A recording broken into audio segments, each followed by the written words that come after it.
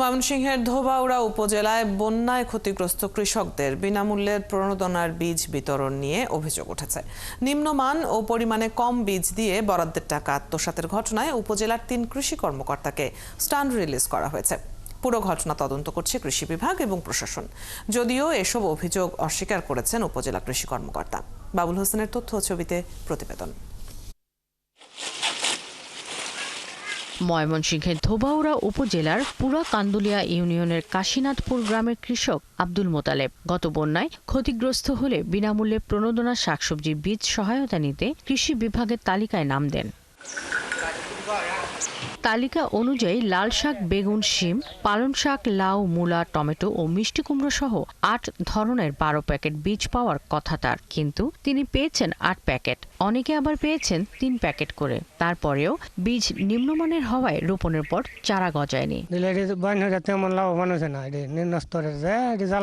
৭-৮ পদ মিলাই পাইছি, এটি বুনতে গিয়ে আমরা আরো ক্ষতিগ্রস্ত হয়েছে, কারণ জ্বালাইছে। আমরা ৩ প্যাকেট এই সবজি পাইছি।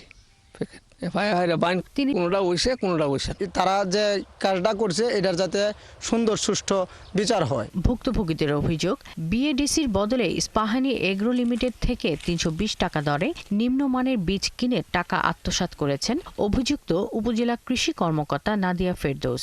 তদন্ত করে দোষীদের বিরুদ্ধে বিচারের দাবি জানান জনপ্রতিনিধিরা। এটা কৃষি কর্তৃপক্ষ মোটেও ঠিক করে নাই, এবং আমার কথা হলো যথাসময়ে যদি দিত তবুও আমরা এগুলো কাজে লাগাইতে পারতাম, কিন্তু তেমন একটা কাজে লাগাইতে পারছি না, এবং এটা আমার মনে হয় আর কি এটা প্রতারণা করা হয়েছে। প্রাথমিক তদন্ত অনুযায়ী ফেব্রুয়ারি মাসে ১৩টি চেকের মাধ্যমে ইস্পাহানি এগ্রো লিমিটেডের প্রতিনিধি আকাশ কুমারের নামে ৪৭,২৫,৮২৫ টাকা পরিশোধ করা হয়।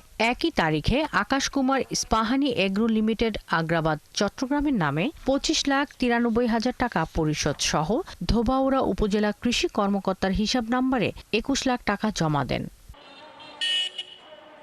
যদিও এসব প্রমাণ আর অনিয়ম অস্বীকার করেছেন কৃষি কর্মকর্তা। এটা শুরু সাবেক কৃষি অফিসারের সময় শুরু হয়েছিল, তা আমি জাস্ট এসে এটা শেষ করি এবং ক্ষমতা বলে এগুলার হয়, কিন্তু আমার জানা মতে এখানে কোনো রকম অনিয়ম বা কোনো কিছু হয় নাই।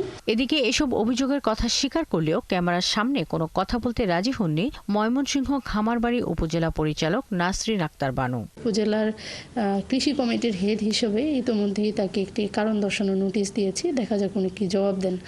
আর এটা আসলেই খুব অনভিপ্রেত।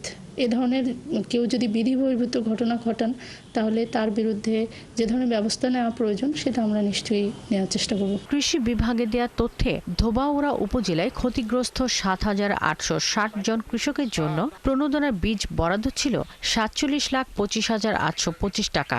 প্রত্যেকের ৮ ধরনের ১২ প্যাকেট বীজের জন্য বরাদ্দ দেওয়া হয়েছিল ৬০০ টাকা করে। শাকিলা শম্পা, ৭১।